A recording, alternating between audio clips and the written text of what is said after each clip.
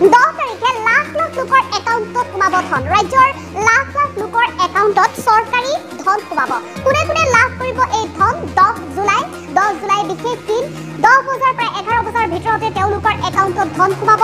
অৰুণোদয় আঁচনিৰ লাখ লাখ হিতাধিকাৰী একাউণ্টত জমা হ'ব 1250 টকাকৈ যিসকল অৰুণোদয় আঁচনিৰ হিতাধিকাৰী আছে তেওঁলোকৰ একাউণ্টত সোমাব 1250 টকা বৃদ্ধ পেঞ্চন আঁচনিৰ যিসকল অন্তৰ্ভুক্ত আছে তেওঁলোকৰ একাউণ্টতো ধন সোমাব 10 জুলাই তাৰিখে বিধৱা পেঞ্চন আঁচনিৰো ধন জমা হ'ব একাউণ্টত মুঠতে ৰাজ্য চৰকাৰ যিমান চৰকাৰী আঁচনি আছে প্ৰত্যেকৰে হিতাধিকাৰী একাউণ্টত সোমাব 10 জুলাই ধন প্ৰতিমাহৰ 10 তাৰিখে হিতাধিকাৰী একাউণ্টত ধন সোমোৱাটো যিহেতু চৰকাৰে নিশ্চিত কৰিছে আৰু এই 10 তাৰিখে লাখ লাখ লোকৰ একাউণ্টত সোমাব চৰকাৰী ধন এই ভোটাত ৰাজ্যবাসীৰ বাবে এটা ভাল খবৰ বুলি ক'ব লাগিব কিয়নো ৰাজ্য চৰকাৰে ইতিমধ্যে আমাৰ ৰাজ্যবাসীৰ বাবে বহু অভিলাষী আঁচনি আনিছে আৰু ৰাজ্যৰ বহু আচলতে যোগ্য হিতাধিকাৰীক সামৰি লোৱা হৈছে এই অভিলাষী আঁচনিসমূহৰ ভিতৰত বিশেষকৈ উল্লেখ কৰিব লাগিব অৰুণোদয় আঁচনিৰ কথা ৰাজ্যৰ যিসকল গৃহিণী আচলতে ঘৰৰ ভিতৰতে আবদ্ধ হৈ আছিল তেওঁলোকে 2 টকা পইচাৰ কাৰণে বা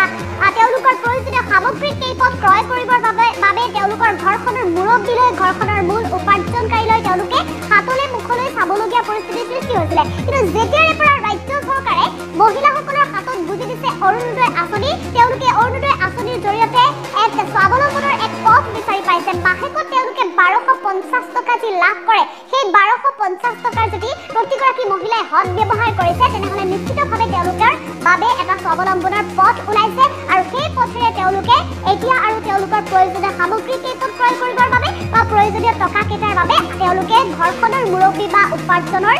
মূল ব্যক্তিজনলৈ তেওঁলোকে বাট চাবলগীয়া হোৱা নাই গতিকে সেইসকল অৰুণোদয় আঁচনিৰ হিতাধিকাৰীৰ বাবে এই মুহূৰ্তত এটা ভাল খবৰ 10 জুলাইলৈ আৰু মাত্ৰ কেইটামান দিন বাকী আছে তেওঁলোকৰ একাউণ্টত ধন সোমাব চৰকাৰে তেওঁলোকৰ একাউণ্টত পোনে পোনে সোমাই দিব ধন 10 জুলাই পুৱা 10 বজাৰ পৰা 11 বজাৰ ভিতৰত তেওঁলোকৰ বেংক একাউণ্ট চেক কৰক আৰু তেওঁলোকে মন কৰিব তেওঁলোকৰ বেংক একাউণ্টৰ সৈতে তেওঁলোকৰ সকলো নথিপত্ৰ লিংক হৈ আছে নে নাই আৰু দ্বিতীয়তে তেওঁলোকৰ ফোন নম্বৰটো সেই বেংক একাউণ্টৰ সৈতে লিংক হৈ আছে নে নাই যদিহে তেওঁলোকৰ বেংক একাউণ্টৰ সৈতে অন্যান্য নথিপত্ৰ কিন্তু আপডেট নাই তেনেহ'লে তেওঁলোকৰ একাউণ্টত ধন সোমালেও তেওঁলোকে গম নাপাব গতিকে প্ৰত্যেকেই নিজৰ যি অৰুণোদয় আঁচনিৰ হিতাধিকাৰী আছে তেওঁলোকে নিজৰ বেংক একাউণ্টটো সদায় এক্টিভ কৰি ৰাখক যাতে কোনো কাৰণত ধন সোমোৱাৰ লগে লগে উভতি নাযায় বা তেওঁলোকে ধন সোমোৱাৰ লগে লগে যাতে উজ্জ্বল কৰিবলৈ সুবিধা লাভ কৰে ৰাজ্য চৰকাৰে এই অভিলাষী আঁচনিৰ যোগেদি সামৰি লৈছে ৰাজ্যৰ লাখ লাখ মহিলা প্ৰত্যেকগৰাকী মহিলাই উপকৃত হৈছে গতিকে এনে অৱস্থাত এটা ভাল খবৰ বুলি উল্লেখ কৰিব লাগিব 10 জুলাইত প্ৰত্যেকৰে একাউণ্টত সোমাব চৰকাৰী ধন অৰুণোদয় আঁচনিৰ হিতাধিকাৰীসকলৰ একাউণ্টত সোমাব 1250 টকাকৈ অন্যহাতে যিসকল বৃদ্ধ পেঞ্চন আঁচনিৰ হিতাধিকাৰী আছে তেওঁলোকৰ একাউণ্টতো ধন সোমাব চৰকাৰী ধন সোমাব 10 জুলাই তাৰিখে বৃদ্ধ পেঞ্চন আঁচনিৰ